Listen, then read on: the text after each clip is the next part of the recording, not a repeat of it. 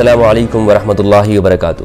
ہندوستان کے اندر ایک حکمران جماعت سے تعلق رکھنے والی ایک خاتون نے وہ نبی صلی اللہ علیہ وآلہ وسلم کی شان اقدس میں گستاخی کی، جس پر پوری دنیا کے مسلمانوں کا احتجاج ہو رہا ہے۔ پوری دنیا میں مسلمان غم و غصے کے اندر ہیں۔ اس خاتون کا تعلق ہندو مذہب سے ہے اور ایک حکمران جماعت سے تعلق ہے۔ ٹی وی کے ایک شو کے اندر اس نے نبی صلی اللہ علیہ وآلہ وسلم کو گالیاں دی، توہین کی، اور جس سے پوری دنیا کے مسلمان سب میں غم و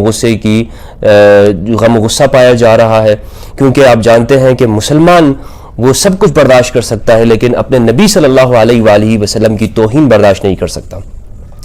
حتیٰ کہ عرب ممالک اور ایران، سعودی عرب، قطر، کویت کے بعد جو متحدہ عرب امارات نے بھی اس پر غم و غصے کا اظہار کیا ہے۔ عمان کے مفتی اعظم نے یہ فتویٰ جاری کیا ہے کہ ہندوستانی مصنوعات کا بائیکاٹ کیا جائے۔ اب دیکھیں پوری دنیا کے اندر جو ہندوستان سے گئے ہوئے جو مزدور ہیں، جو یہاں سے غریب لوگ جاتے ہیں، گلف کنٹریز میں جاتے ہیں، مسلم ممالک میں جاتے ہیں، 1 کروڑ سے زائد ہندوستانی، ہندوز اور مسلم، وہ سب گلف کنٹریز کے اندر نوکری کرتے ہیں اور اپنے بچوں کا پیٹ پالتے ہیں۔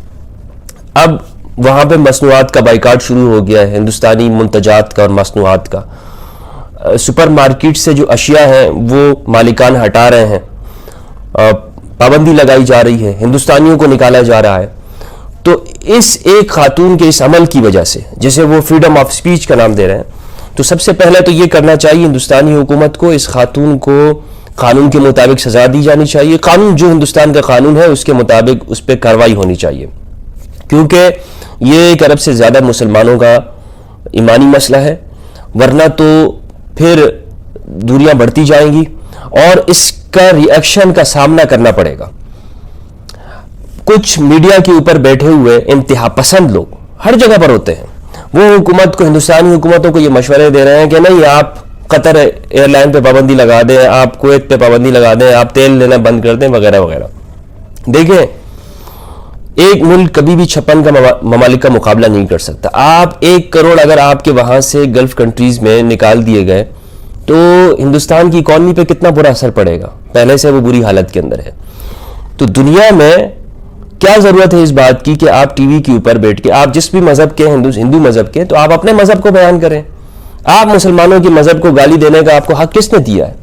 کیوں گالیاں دے رہے ہیں؟ کیوں مسلمانوں پر زمین تنگ کی جا رہی ہے وہاں پر، اور مذہب، مسلمانوں کی جو مقدس ہستیاں ہیں اس کو بار بار ٹارگٹ اور نشانہ بنایا جا رہا ہے۔ مختلف شکلوں کے اندر سوشل میڈیا پہ خدا کو گالیاں، رسول اللہ کو گالیاں، معاذ اللہ، صحابہ کرام کو، امہات المومنین کو، یہ کام شروع کیا ہوا ہے۔ باقی سارے مسائل گویا کہ آپ کے ختم ہو گئے، اور آپ یہ تو عمان کے مفتی اعظم نے اس وقت کہا ہے، انہوں نے بڑا سخت فتویٰ دیا ہے، بڑا سخت، شیخ احمد الخلیلی حفظہ اللہ نے، انہوں نے فرمایا ہے کہ یہ مسلمانوں کے خلاف اعلان جنگ ہے، یہ مسلمانوں کے خلاف جنگ کا اعلان کر دیا ہے۔ تو اب یہ ہے کہ مسلمانوں کو اس پر متحد ہونا چاہیے۔ تو آپ اندازہ لگائیں کہ یہ اس کا کتنا خمیازہ بھگتنا پڑے گا، اور دنیا میں مسلمانوں کے دلوں کے اندر جو رسول اللہ صلی اللہ علیہ وسلم سے محبت ہے وہ کتنی شدید ہے، اور اس کو دنیا میں کوئی طاقت اس کو کم نہیں کر سکتی ہے۔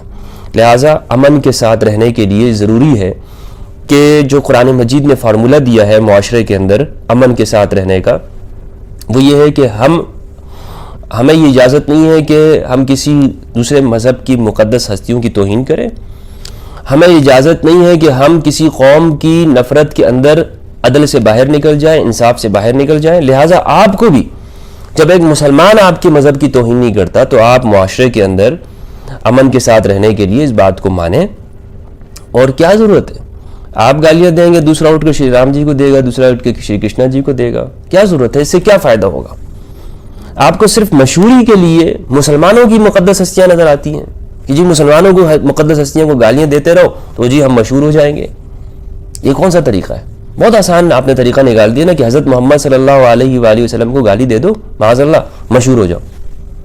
کوئی اچھا کام کر لو، کوئی نیک کام کر لو، کل کو کوئی سرپھرا آپ کے ساتھ کچھ کر دے گا، پھر بدنام کرو کہ جی مسلمان ایسے ہوتے ہیں۔ پہلے دیکھیں آپ ابھارتے ہیں لوگوں کو مارنے کے اوپر، آپ ابھارتے ہیں، مسلمان نہیں کرتا ایسا کام. مسلمان بیچارہ اس کو کیا پڑی ہے کہ وہ آپ کے خلاف مظاہرے کرے، اس کو کیا پڑی، اس کے اور مسئلے نہیں ہیں کیا؟ لیکن آپ ٹی وی پہ بیٹھ کے لائیو شو کے اندر مسلمانوں کے جذبات سے کھیلتے ہیں، اور اس ہستی کے بارے میں، محمد الرسول اللہ صلی اللہ علیہ وآلہ وسلم کی ذات اقدس کے بارے میں، کہ ہمارے ماں باپ ان پہ فدا ہوں، ہمارا مال ان پہ قربان ہو جائے. ایک ادنا سے ادنا مومن بھی وہ رسول اللہ کی عزت اور ناموس کی حفاظت اور دفاع کرنا جانتا ہے. وہ دنیا کی بڑی سی بڑی طاقت سے لڑ بھڑ جائے گا. آپ یہ نہیں نکال سکتے، 2-4 لوگوں سے نکال لیں گے.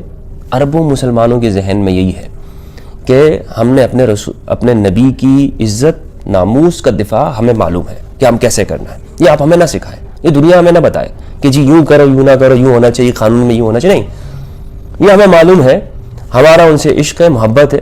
آپ ہمارے عشق محبت کو چیلنج نہیں کر سکتے. عشق کی کتاب کے اندر یہ وہ اگر مگر نہیں ہوتا. تو لہٰذا اب امن کے ساتھ رہنے کا فارمولہ یہ ہے کہ آپ اپنے مذہب پہ رہیں، ہمیں ہمارے مذہب پہ رہنے دیں. آپ ہمارے مذہب پہ فورس نہ کریں، ہم آپ کے اوپر فورس نہیں کریں گے. پوری دنیا میں ٹرینڈ چل رہا ہے الا رسول اللہ یا مودی، الا رسول اللہ یا مودی. رسول اللہ کے سوا کچھ نہیں ہے.